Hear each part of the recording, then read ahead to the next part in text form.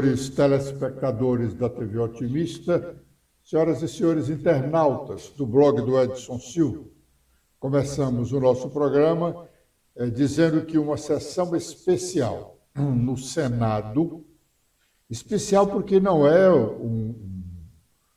será uma sessão ordinária, nem uma sessão extraordinária. Também não será uma sessão solene, mas uma sessão temática para debater nuances da proposta de emenda à Constituição da República, que limita algumas ações monocráticas, isto é, individuais, de ministros do Supremo Tribunal Federal e de outras cortes superiores. O anúncio dessa sessão está no site oficial do Senado Federal. Stephanie. Olá, Edson. Olá, internautas do blog do Edson Silva. O Senado destaca que ele vai discutir em sessão temática, nesta quinta-feira, a proposta de emendar a Constituição que impõe limites às decisões monocráticas nos tribunais superiores. O requerimento para a sessão de debates foi aprovado nesta última terça-feira. Na mesma sessão, os senadores também aprovaram a prorrogação da CPI das ONGs. O requerimento para a discussão da PEC foi apresentado pela presidência do Senado. A proposta veda a concessão de decisão monocrática que suspenda a eficácia de lei ou ato normativo com efeito geral, ou que suspenda atos dos presidentes da República, do Senado, da Câmara e do Congresso Nacional. A proposta também estabelece que pedidos de vista, prazo para estudar um determinado processo, devem ser concedidos coletivamente e por um prazo máximo de 6 meses.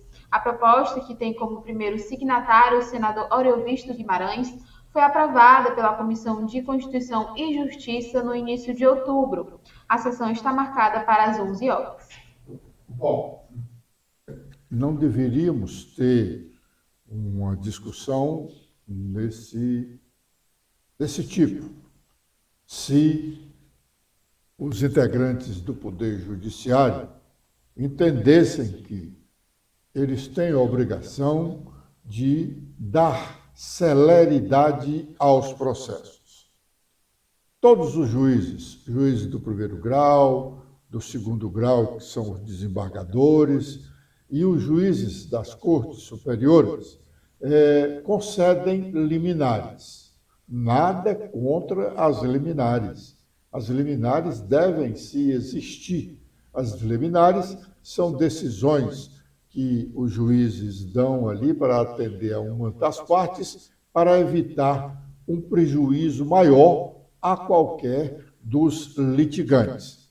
Acontece, porém, que tem juiz que dá uma liminar e senta em cima do processo.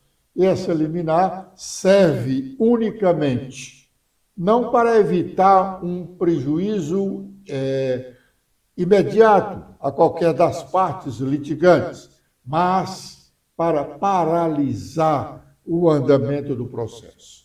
Preliminares aí de 1 ano, de 2 anos e de até mais tempo, o que é, sem dúvida, uma grosseria muito grande do juiz que concede uma liminar e senta em cima do processo, é uma grosseria aos jurisdicionados.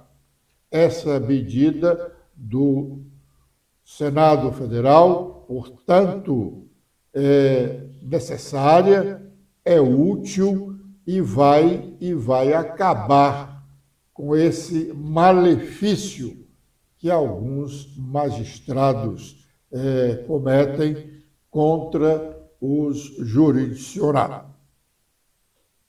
Os deputados e senadores, integrantes da Comissão Parlamentar Mista de Inquérito, que apurou ações ou omissões de agentes públicos com os atos de vandalismos ocorridos em Brasília no dia 8 de janeiro deste ano, estão reunidos agora pela manhã, para votar o relatório oficial da CPMI, feito pela senadora Elisiane Gama e lido ontem, como registramos aqui no nosso programa.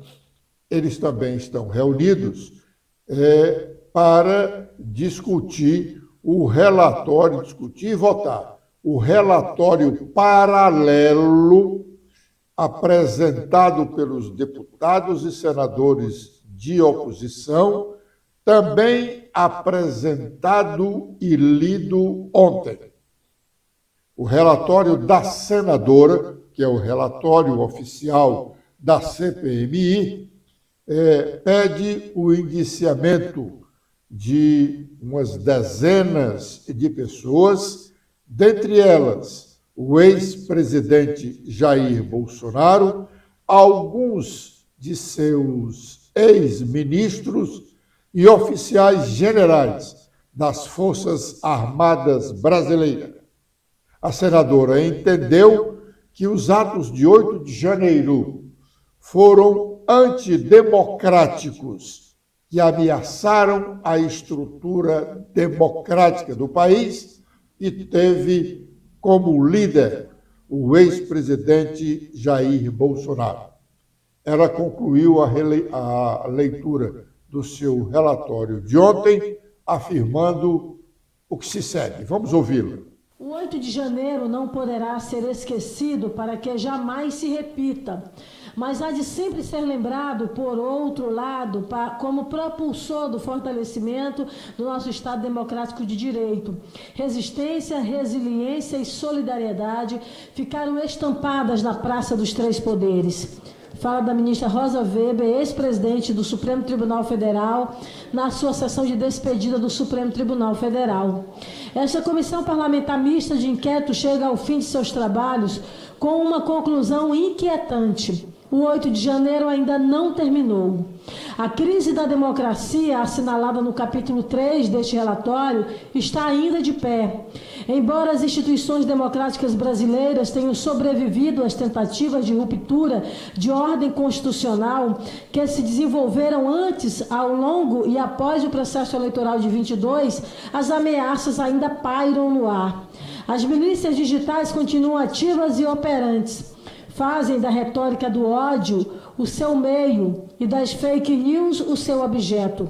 Continuam os linchamentos virtuais, a criminalização da política, a multiplicação dos falsos especialistas, a circulação irrestrita de mentiras e teorias conspiratórias, a dissonância cognitiva.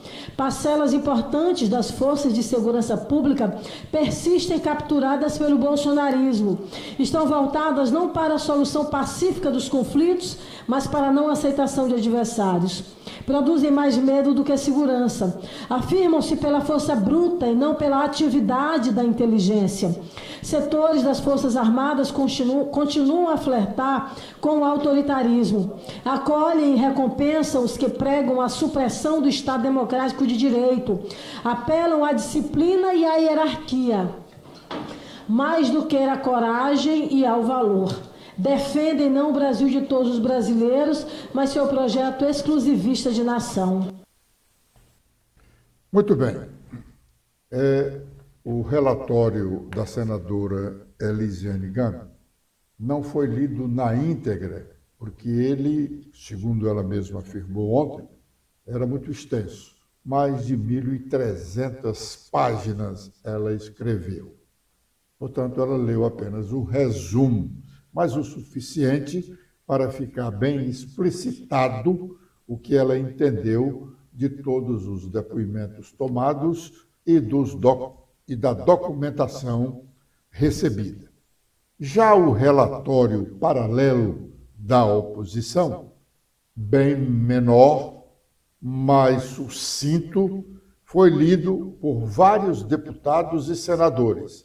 Eles dividiram os blocos para que alguns dos que colaboraram com esse relatório paralelo lessem a parte que escreveram. E a conclusão desse relatório paralelo, ele pede o indiciamento do presidente Lula e alguns dos seus atuais auxiliares. Esta parte do relatório paralelo que pede o indiciamento do presidente Lula foi lida pelo senador Flávio Bolsonaro. Vamos ouvi-lo. O conjunto de todos esses elementos não deixam dúvidas de que o presidente da República, Lula, já sabendo da possibilidade de depredação, resolveu viajar para a cidade de Araraquara sob a falsa justificativa de que iria acompanhar uma enchente que já vinha ocorrendo há mais de 20 dias.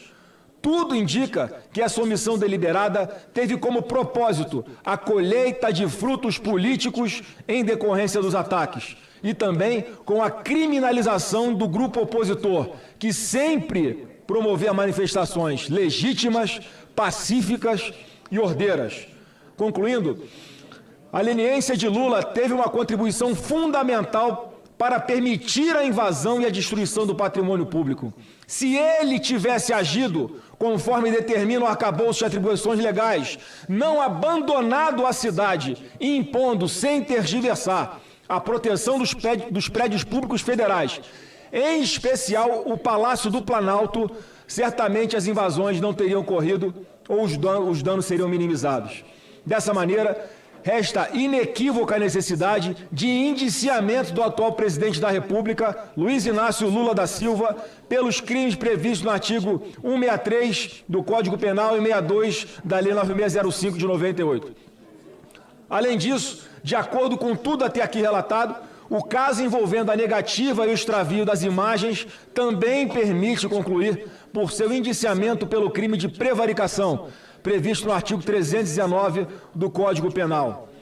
Não há dúvida de que a atuação heterodoxa do presidente da República, que simplesmente decidiu abandonar a cidade e deixar o Palácio Presidencial desguarnecido quando já havia inúmeros alertas sobre a possibilidade de atos violentos, foi tomada de livre e espontânea vontade. Trata-se de omissão deliberada. Por fim, fundamental ressaltar que, embora a compreensão desse voto em separado seja a de que os atos e omissões relativos ao Rio de Janeiro não abrem margem para incidência dos crimes previstos nos artigos 359L e 359M, ambos do Código Penal, é necessária a isonomia de tratamento. De modo que, caso o STF entenda que os agentes públicos que se omitiram devam responder por tais delitos, espera-se, por questões de coerência e razoabilidade, que o mesmo entendimento também seja aplicado para o caso do presidente Luiz Inácio Lula da Silva, que, assim sendo, também deve responder por abolição do Estado Democrático de Direito e golpe de Estado, uma vez que ele era o comandante em chefe das Forças Armadas. Como não existe na história da humanidade golpe de Estado sem armas, e os comandantes das três forças, Exército, Marinha e Aeronáutica, indicados por Lula, já haviam sido nomeados por Jair Bolsonaro, ainda durante a transição dos governos, em dezembro de 22, numa comprovação evidente de que nunca houve intenção do uso da força para a tomada de poder, a responsabilidade de evitar que houvesse o 8 de janeiro era exclusivamente de Lula e seu governo. Bom, nós ouvimos aí o senador Flávio Bolsonaro. Agora é o momento de fazermos o nosso primeiro intervalo. Já já estaremos de volta, também com detalhes sobre a votação dos relatórios da CPMI.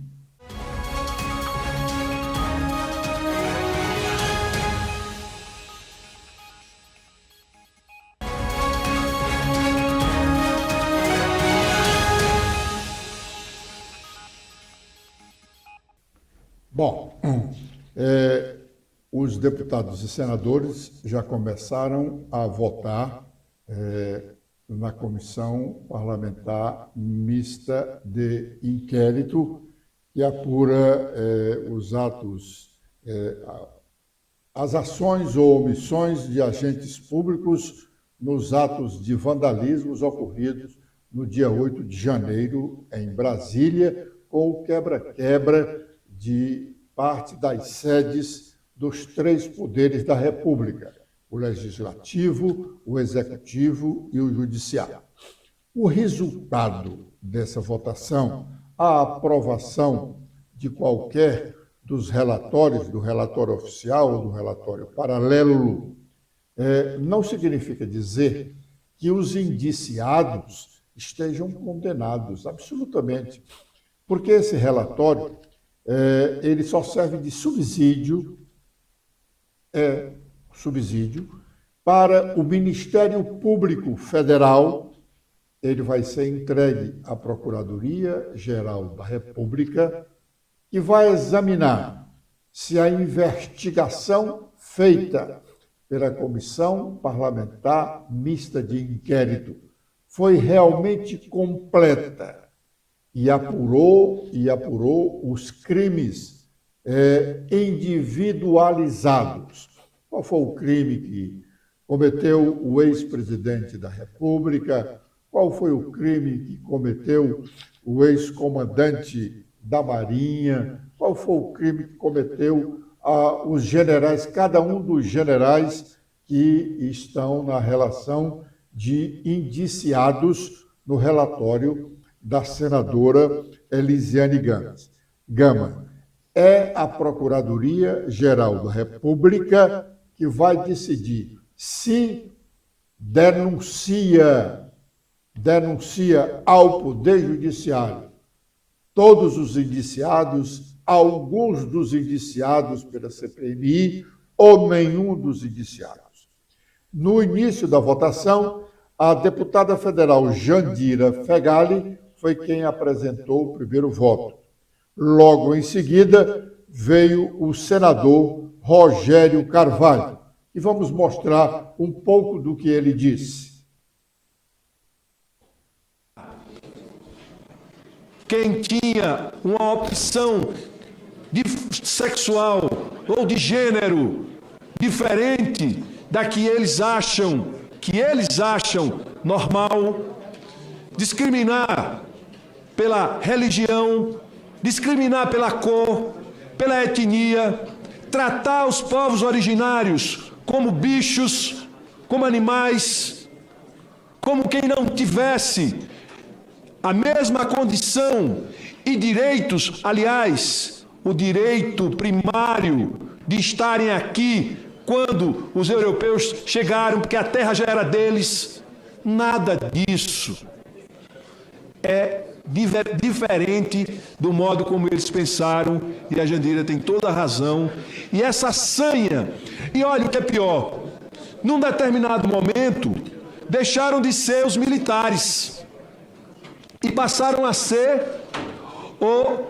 algumas instituições de Estado que a Constituição de 88 criou. O Ministério Público e parte do Judiciário, que começaram e que fizeram a base para este golpe, ou para esta tentativa de golpe. O tempo de votação de cada um dos, ou melhor, o tempo de justificativa do voto de cada um dos relacionados para externarem o seu voto nessa sessão de hoje é de 10 minutos. Então é muito longo, não há tempo de mostrarmos todo o voto, por exemplo, do senador Rogério Carvalho, como não deu para mostrar o da deputada Jandira Fegali. Mas nós vamos ficar atentos e a qualquer momento poderemos estar de volta falando dessa sessão da CPMI, a última, por sinal, para votar os relatórios apresentados ontem. O oficial da senadora Elisiane Gama e o paralelo de alguns dos deputados e senadores da oposição nesta CPMI. Agora é o momento de sabermos quais as nossas manchetes. Letícia. Olá, Edson. Olá a todos que acompanham o nosso programa desta quarta-feira. Com as atualizações feitas no nosso blog, temos que seminário na Câmara dos Deputados em defesa de uma nova política de industrialização do Brasil acontecerá. O vice-presidente ministro do Desenvolvimento e Indústria, Geraldo Alckmin, apontou uma neoindustrialização como uma necessidade para o país. O projeto do governo federal abre crédito de 5 milhões de reais para a área do Judiciário e Ministério Público. Os recursos serão usados para construção e reforma de prédios, pagamento de auxílio moradia e outras despesas de manutenção e custeio. Agora, um embate entre deputados estaduais. O pastor Alcides Fernandes diz que Cid Gomes está pagando pelo que fez. E Lia Gomes, irmão do senador, rebate e envergonha a igreja. Em sua fala, o pastor citou a lei da semeadura, afirmando que o que se planta é o que vai ser colhido. Ele lembrou frase dita pelo senador Cid quando o presidente Lula estava preso, destacando que agora o senador é aliado do petista. Pedido de vista adia votação de projeto de lei sobre população LGBTQIA+, encarcerada. Proposta institui mecanismo que favorecem a proteção de lésbicas, gays, bissexuais e travestis no cárcere privado. Agora com os destaques nacionais, iniciando pelo Estadão, a principal manchete é sobre guerra em Israel. O presidente dos Estados Unidos, Biden, diz que a explosão no hospital em Gaza parece ter sido obra do outro lado. Em primeira declaração após sua chegada, o presidente dos Estados Unidos apoiou a versão israelense sobre a explosão e atacou o grupo Hamas. Com os destaques da Folha de São Paulo, temos sobre histórias da política, que o ex-presidente Bolsonaro mirou evangélicos e versão amigo de Israel quando se batizou no Rio Jordão.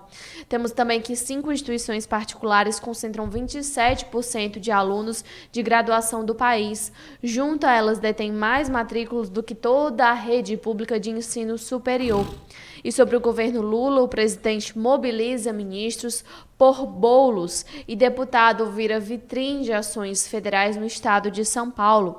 Orientação é contrapor peso da máquina municipal sob Ricardo Nunes. Bom, agora é o momento de fazermos mais um intervalo e já estaremos de volta com a parte final do nosso programa.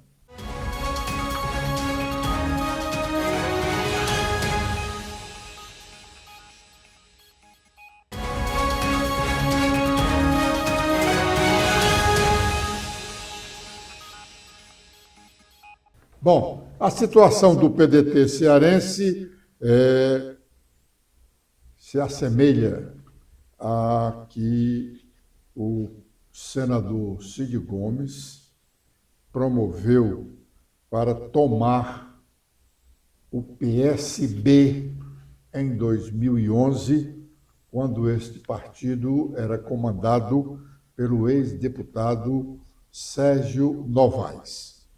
Naquela época, Cid era governador do estado e ganhou fácil, tomou fácil o PSB. Embora tenha feito algumas peripécias, como fazer uma reunião na calçada da sede do partido, o que ele queria fazer agora com relação ao PDT. Não fez porque a Justiça suspendeu essa convocação que ele tinha feito. Ele queria fazer uma assembleia na calçada da sede do partido. Uma pagelança total. Bom, naquela época, em 2011, ele ganhou, venceu, tomou o PSB das mãos do Sérgio Novaes, que comandava o partido há muitos anos, assim como o André Figueiredo comanda o PDT cearense há muitos anos. Ele só não está repetindo tudo o que fez para tomar o partido do PSB, porque naquela época ele era governador do estado e hoje ele não o é. Ele não é hoje o que era ontem. Por isso, as dificuldades de defenestrar o André Figueiredo da presidência estadual do PDT. Com este comentário, nós estamos encerrando o nosso programa de hoje. prometendo estar de volta amanhã neste horário. Letícia. Eu também faço meus agradecimentos a todos que acompanharam o nosso programa de hoje. Espero revê-los amanhã. Até lá!